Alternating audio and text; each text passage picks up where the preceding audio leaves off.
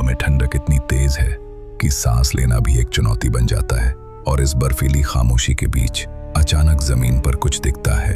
हड्डियां, सिर्फ एक नहीं, दर्जनों, सैकड़ों कंकाल, जो जैसे किसी अनदेखे डर की कहानी चुपचाप सुना रहे हों। उत्तराखंड के ऊंचे पहाड़ों में लगभग 16,000 फीट की ऊंचाई पर एक झील है, रूपकुंड।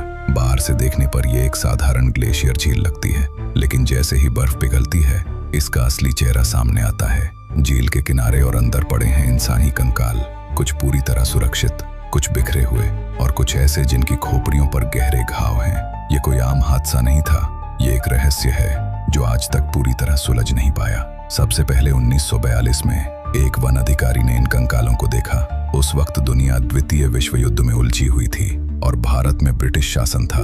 शुरुआत में शक हुआ कि ये शायद जापानी सैनिकों के अवशेष हैं जो किसी गुप्त मिशन पर यहाँ तक पहुंचे होंगे, लेकिन जल्द ही ये धारणा गलत साबित हो गई। जैसे जैसे जांच आगे बढ़ी, एक अजीब सच सामने आया। ये कंकाल अलग अलग समय के नहीं थे, बल्कि एक ही घटना का हिस्सा लगते थे। और सबसे चौंकाने वाली बात, इनमें पुरुष भी थे, महिलाएं भी, और कुछ के साथ गहने, चूड़ियां और लकड़ी के सामान भी मिले। तो सवाल ये उठता है, इतनी ऊंचाई पर, इतनी कठिन जगह पर इतने लोग एक साथ क्या कर रहे थे? स्थानीय लोगों के बीच एक पुरानी कहानी प्रचलित है। कहा जाता है कि बहुत समय पहले कन्नौज का एक राजा अपनी रानी और सेवकों के साथ नंदा देवी की यात्रा पर निकला था। यात्रा के दौरान उन्होंने नियमों का उल्लंघन किया और देवी नाराज हो गईं। फिर अचानक आसमान से गिरे भयानक ओले, इतने बड़े और तेज कि किसी को संभलने का मौका ही नहीं मिला। पूरी टोली वहीं खत्म हो गई। ये सिर्फ एक लोक कथा थी या फिर इसके पीछे कोई सच्चाई छिपी थी? सालों बाद वैज्ञानिकों ने इस रहस्य को समझने के लिए डीएनए टेस्ट और फॉरेंसिक जांच शुरू की। जो सामने आया वो और भी हैरान करने वाला था। कुछ कंकाल लगभग 1200 साल पुराने थे, लेकिन कुछ केवल 200 साल पुराने। यानी ये कोई एक घटना नहीं थी, बल्कि अलग अलग समय में यहाँ कई लोगों की मौत हुई थी। और डीएनए रिपोर्ट ने तो सबको चौंका दिया, क्योंकि कुछ कंकाल भारत के नहीं थे। उनके जीन यूरोप के लोगों से मेल खाते थे, खास तौर पर ग्रीस और क्रेट द्वीप के आसपास के क्षेत्रों से। अब सवाल और गहरा हो गया। यूरोप के लोग सदियों पहले हिमालय के इस दुर्गम इलाके में क्या कर रहे थे? क्या वो यात्री थे, वैज्ञानिक, या फिर किसी खोई हुई यात्रा के शिकार?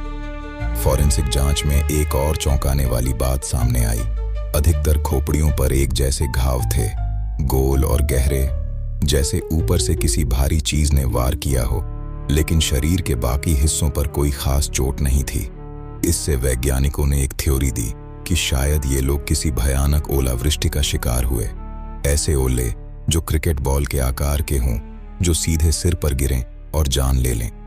कल्पना कीजिए, पहाड़ों के बीच एक शांत यात्रा और अचानक आसमान काला हो जाए, हवा तेज हो जाए और फिर बरसने लगे मौत के गोले। न कोई छुपने की जगह, न बचने का रास्ता। कुछ ही मिनटों में सब खत्म। लेकिन फिर वही सवाल, इतने अलग अलग समय के लोग एक ही जगह क्यों मरे? क्या ये जगह किसी अजीब प्राकृतिक घटना का केंद्र है, या फिर यहाँ कुछ ऐसा है जो लोगों को अपनी ओर खींचता है और फिर वापस नहीं जाने देता? कुछ शोधकर्ताओं का मानना है कि ये क्षेत्र प्राचीन तीर्थ मार्ग का हिस्सा था। हर साल श्रद्धालु कठिन यात्रा करके यहाँ तक पहुँचते थे, लेकिन मौसम की एक छोटी सी गलती और ये यात्रा मौत में बदल जाती थी। आज भी जब बर्फ पिघलती है तो झील में कंकाल तैरते हुए दिख जाते हैं। कुछ के बाल अब भी बचे हुए हैं, कुछ के कपड़े भी, जैसे समय ने उन्हें छुआ ही नहीं। रूपकुंड सिर्फ एक झील नहीं है, ये एक खुली किताब है जिसमें कई कहानियां दबी हुई हैं। हर कंकाल एक सवाल है, हर खोपड़ी एक रहस्य, और शायद सबसे डरावनी बात यह है कि हम आज भी इसका पूरा सच नहीं जानते। क्या ये सिर्फ एक प्राकृतिक आपदा थी, या फिर कुछ और, कुछ ऐसा जिसे हम समझ नहीं पाए हैं? पहाड़ों की खामोशी आज भी वही है, झील आज भी वही है, और उसके नीचे दबी हैं सैकड़ों अधूरी कहानियां। कभी कभी हवा के साथ ऐसा लगता है जैसे कोई फुसफुसा रहा हो, जैसे वो लोग जो यहाँ मरे आज भी अपनी कहानी सुनाना चाहते हों। लेकिन सच क्या है, ये आज भी एक रहस्य है और शायद हमेशा रहेगा।